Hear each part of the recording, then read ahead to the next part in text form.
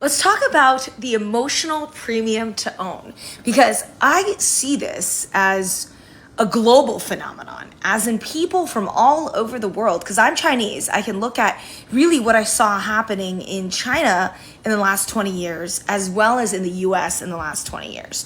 And I think there's a humongous emotional premium to own in tier one cities versus tier three cities.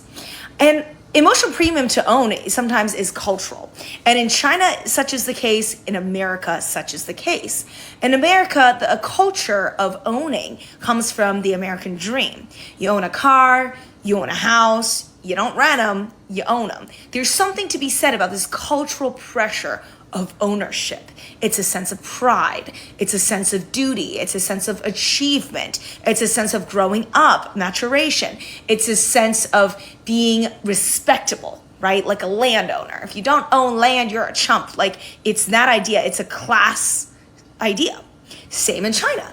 In China, if you don't own property, you can't even marry out your children. Like, that's how serious the issue is. So take it to the extreme. In China, parents buy their children homes to make their children desirable mates, which is actually kind of crazy, and it's totally illogical. Because again, it's not looking at the asset in its valuation that is forcing people to decide whether or not it's a good investment, but it's completely emotional. Now let's talk about the emotional premium to own in America. What are the emotional premiums? And why do I call it a premium? Well, to own, sometimes people are paying a lot more than to rent the same property in the same location in the same period of time. This has been the case since probably 2013 for most tier one cities, if not even earlier than that.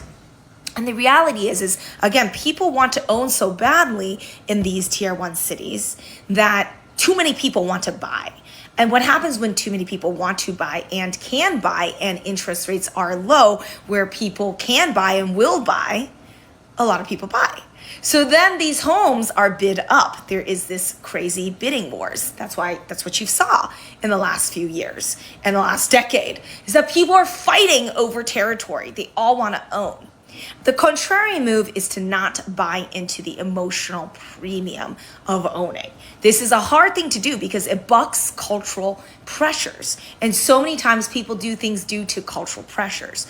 But I can tell you that I've managed to avoid this exact issue. That is how I built up my real estate portfolio. And I don't have to worry about all this crazy shit going on now because all my properties are in tier two, tier three cities. I'm not worried.